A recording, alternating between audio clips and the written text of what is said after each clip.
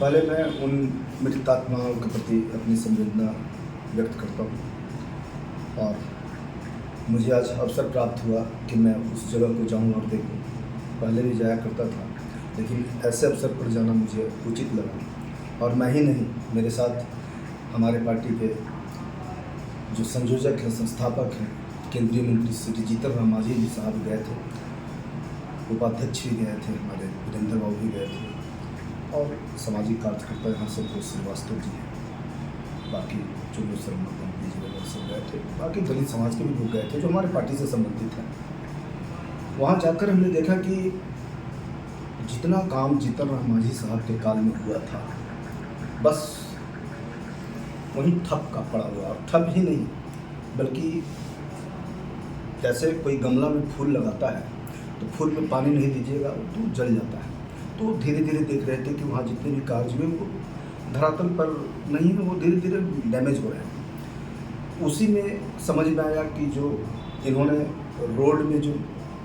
लगाया था वो लाइट वगैरह, उसका भी देखा स्थिति बहुत बेहतर है। और पहाड़ का स्थिति तो जैसे लगा कि मुझे पता चला कि प्रशासनिक थोड़ा कुव्यवस्था थी, प्रशासन की तरफ से थोड़ा सा नेग्लिजेंसी था, जो हम लोगों ने मार्क किया। और माननीय संयोजक महोदय जीतन राम मांझी ने तत्काल सेक्रेटरी ही नहीं, मुख्य सचिव से भी बात किया उन्होंने सबों के सामने, और जो जो कमियां थी उन्होंने दर्शाने का काम किया। जैसे वहाँ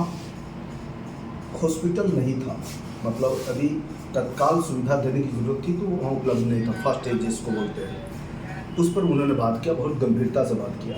वहाँ लोकल जो इलाका है, पहाड़ी इलाका है, जिस थाने एरिया में आता है, उस थाने एरिया का भी उन्होंने बात किया। कहा कि वो पहाड़ी एरिया है, उसको बहुत दूर थाना है उसका, वहाँ भी कंप्लेंट भी करते हैं तो वहाँ मैसेज पहुँचाने में बहुत विलम्ब होगा, इसलिए उस थाने पर भी उन्होंने बात किया कि कम से कम जो थाना का एरिया है वो पहाड़ी एरिया को कवर करे, ताकि यहाँ का समस्या उस थाने में रजिस्टर हो। जितने भी मृत थे उनको मुआवजा मिला कि नहीं मिला, उसकी जानकारी उन्होंने लिया, और क्या क्या कमियां रह गई थी प्रशासन की तरफ से वो भी बारीकी से उन्होंने डीएम को बात किया, एसपी को बात किया। और वहाँ एक बात और देखा गया कि पर्यटन विभाग का एक बिल्डिंग बना हुआ है जो अभी शायद हैंड ओवर नहीं किया गया, जबकि उसको हैंड ओवर यदि किया जाता तो हो सकता है कि वहाँ उसमें डिस्पेंसरी खोल के तत्कालिक सुविधा दी जा सकती थी। उसके लिए उन्होंने बड़ा जोरदार तरीके से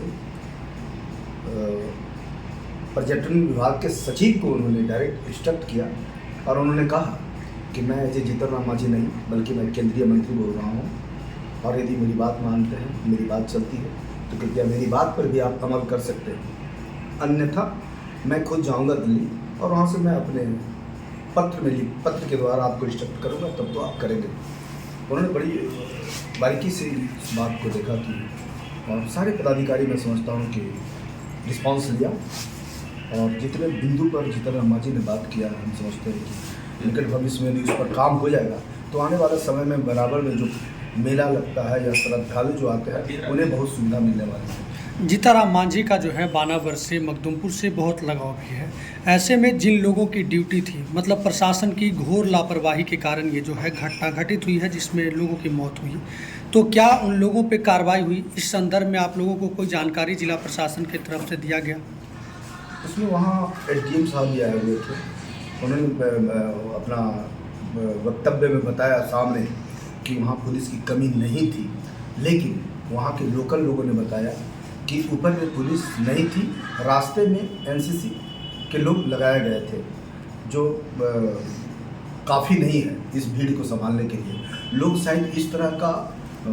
हादसा का उम्मीद नहीं कर रहे थे, इस वजह से हो सकता है प्रशासन उस तरह से सतर्क नहीं रहा होगा। लेकिन अभी जैसा कि उन्होंने बोला है, मैं समझता हूँ कि आने वाले समय में प्रशासन भी इसको गंभीरता से लेगी, मेरा जैसा मानना है। और जहाँ भी कमी हुई है तो आज ही बताया गया है डीएम साहब की तरफ से